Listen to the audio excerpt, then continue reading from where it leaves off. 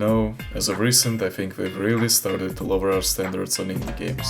Games that would be considered mid 5-6 years ago are being brought up in conversations about Game of the Year awards, seemingly by people who either forgot what kind of quality was expected by games back then, or by people who only played Fortnite, I guess. There's no passion, no innovation, no taking a great gamble on your own ability to make a successful game. Perhaps they think themselves unworthy to take on the risk. Risk of Rain 2 is a gaming experience that's all about putting great thought and effort into your build for it all to pay off in such a euphoric manner you will be forgiven for busting all over your screen. And after you've had your 10 minutes of feeling immortal, you get slam dunked in a way so brutal you often don't even feel bad for fumbling. In a nutshell, Risk of Rain 2 is a roguelike shooter about randomly getting items that increase your chance of surviving a hostile alien world that, if given enough time, starts looking less like a world and more like downtown Chicago. You see, the reason for this is this game's easy to understand yet somehow super complex gameplay mechanics, but none of them can be described in one word, so I think it's best if we move through this slow like a free candy when in a school zone. There was a ship that directly crashed into this planet called Gigantic Planet called Patrick. One of the survivors emerges from an escape pod and casually McDumps God. You see, that happened in the first game, but now you are landing on this planet to try and evacuate anyone who survived the crash from the first game. Petrichor 5 is such a great setting, with its handcrafted, colorful environments that do not irritate your eyes, diverse set of creatures that wholesomely unite in an effort to beat you to death with hammers, combined with its nice, minimalistic heads-up display makes for probably some of the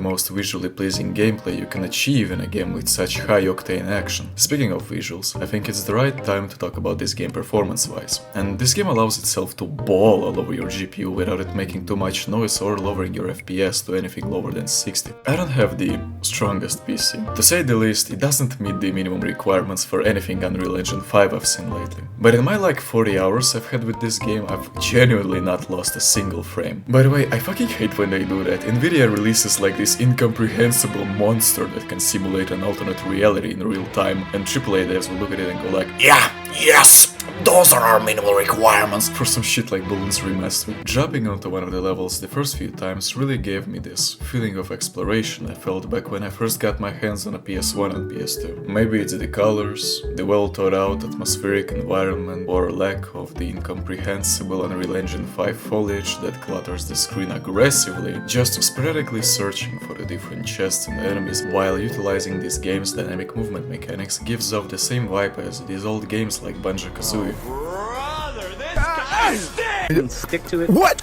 You drop in with nothing. You kill things to get gold. Kill bosses to move through the levels. You use gold to open chests. Chests contain items. And the items stack. And then the game fucking breaks, because Risk of Rain 2 wants you to break it. It wants you to inject yourself with 12 syringes of pure heroism.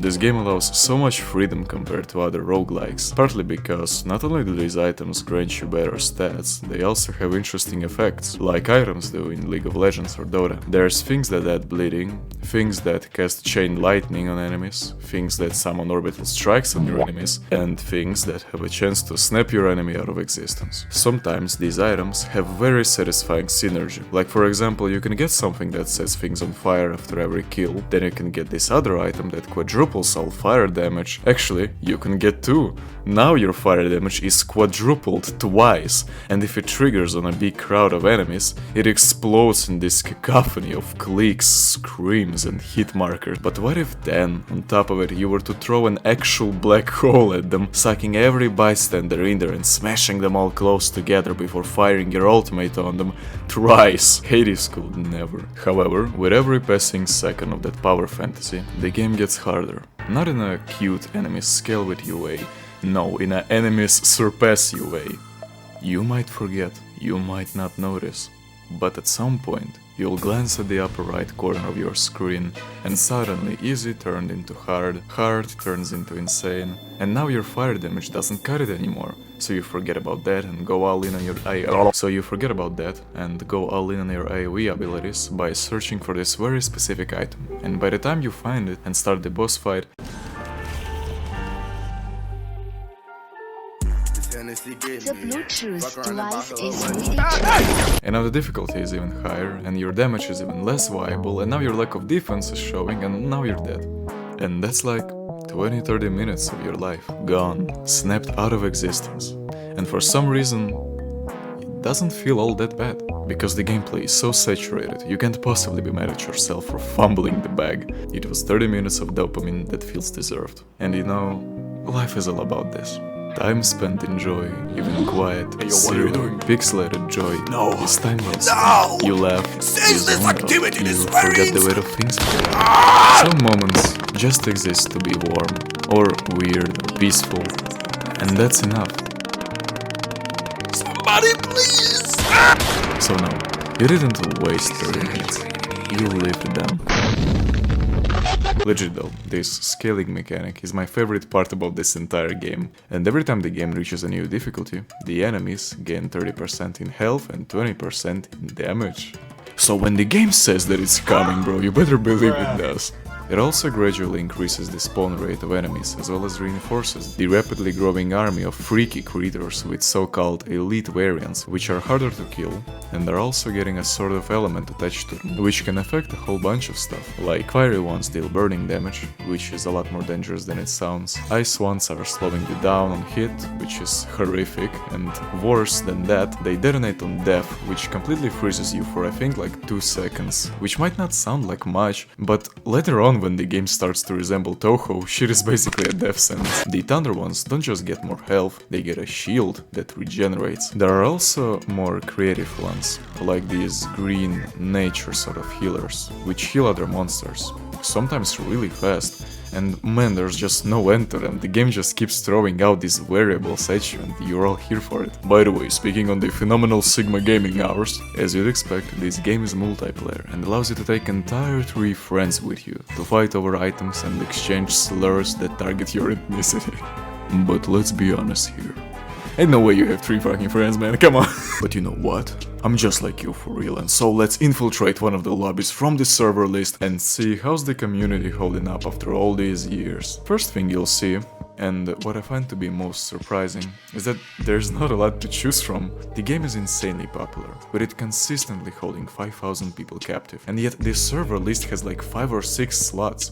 And online, no one really spreads the word, you know, like there are communities of games like Ultra Kill, whose fanbase is entirely comprised of these annoying ass whimsical forest creatures that will never miss an opportunity to reply to you with this man.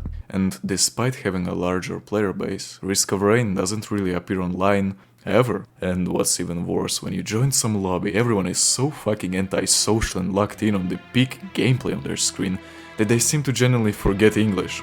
Like you try to start an interesting conversation, get some discourse going, but unfortunately for you, the entire player base consists of sales. Cause all you hear from them is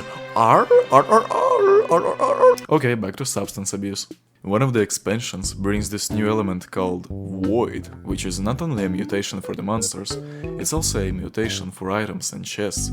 Speaking of items, this game has the fucking From Software item description lore dump thing, which basically means that if you hate reading and are just here for the gunning down endangered species part, you're absolutely allowed to play the game for as long as you want without having to read a single sentence. By the way, these item descriptions can get pretty interesting, like for example this sort of plush bear that has a chance to negate all incoming damage, has its description written as a sort of transcription of a conversation that tells you about this guy who decided to participate in the Risk of Rain. Because he sent this bear to someone a few years back, but due to the events of the first game, it got lost on this planet. So he's there to try and find it among the millions of other lost shipments. If we are to corrupt this item using the aforementioned void thing, it transforms into this other item, which is guaranteed to negate all incoming damage, although with a cooldown. If we are to look at the description of this item, we get this weird fucking Lovecraftian passage that says, "You can shoot me, you can't tase me, you can't gas me, you can't shut the fuck up!" Which suggests that the guy who was searching for it actually found it, and now some creature holds it hostage or something. Which is a cool theory, maybe that is what's going on here, but it's also a quote from some comic where a man wears a ballistic suit made entirely out of babies. Bro, like they did not have to write all that. But they did. Even though they could have just went the usual indie game route and say some meaningless quote-unquote quirky shit like "The corrupted Diddy Island, evil as Epstein party bear. It has seen some shit, winky face." Or this dagger that turns out to be a serial killer's weapon, that has its description just turned more disturbing after you corrupt it. Ah, my organs! Bro, this is exactly what you'll say when I get my fucking hands on it! I have no idea how I didn't mention this yet, but this game has multiple classes to unlock, which further allows the player to experiment with its wide selection of items and abilities. We got J2 Stay with Doolies, aka the Huntress, who specializes in we got obese mages, snipers that have no business dealing like 500 damage from the get-go. We have melee characters, if that's your cup of tea, with actually some variety. Like, we have a samurai that relies on you sweating your balls off, we have the creature that has lifesteal, overtime damage, and relies on you aggressively pouncing on crowds of enemies in much the same way my dog Bartholomew II pounced on the ADF agent the other day. We have the one who is forklift certified and can punch a hole through most creatures' skull with a surprising potential for mobility. And there's just so many more at this point iconic characters, like the Chronic Masturbator. The soundtrack for this game is phenomenal, with absolute bangers everywhere. You get some of that chill, locked-in ambience for exploring, some hard hitters for boss fights, and some actually impressive tracks for an indie game thrown around like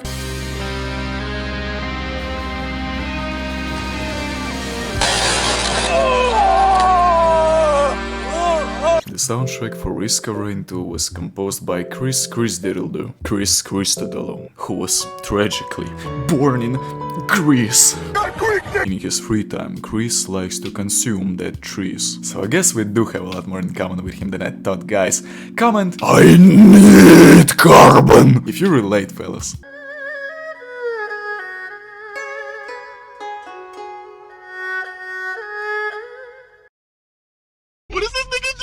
And so you will have to ascend to the fucking moon and fight Mitromycin, who most notably is white, naked, and can't keep his fucking mouth shut. Oh, and also he's the brother of the god that got curb stomped in the last game by, very likely, Harold!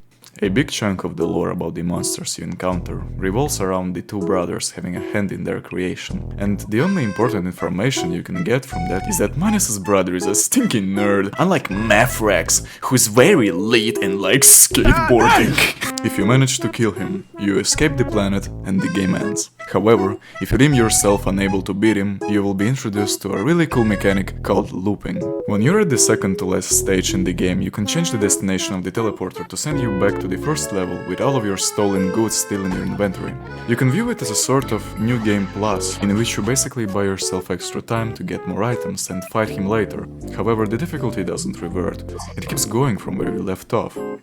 Actually, I'm pretty sure it starts full-on sprinting, much like I do when I walk behind someone at night and see them suddenly speed up and start screaming, "Help! Help! Why the fuck do they always do that?" When you do that, suddenly more and more of these portals start showing up, which can be used to travel to unique locations that can drastically change the way you run plays. For example, this blue one can send you to Turkey, where you can buy yourself a woman, go through this yellow one and you fight a boss that comes to your rescue every next boss fight if you beat him. And this really introduces some spice, some sauce into your playthrough, and I didn't even mention that Discovering 2 is a highly customizable experience. For a game with such a unique difficulty mechanic, you'd expect to not have the traditional choice of easy, medium, hard, but yet you do.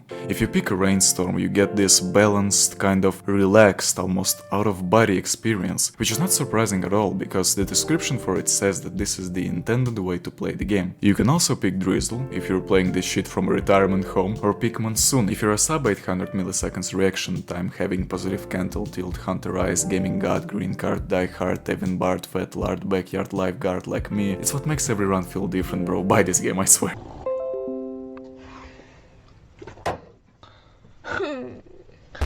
To be honest, You have to be fucking unemployed to master all the things I've mentioned in this game, but maybe that's the appeal, you know? Disabled kids, now's your time to shine, you know what I'm saying? Oh, also, instead of fighting the final boss, you can go to this obelisk and fucking kill yourself.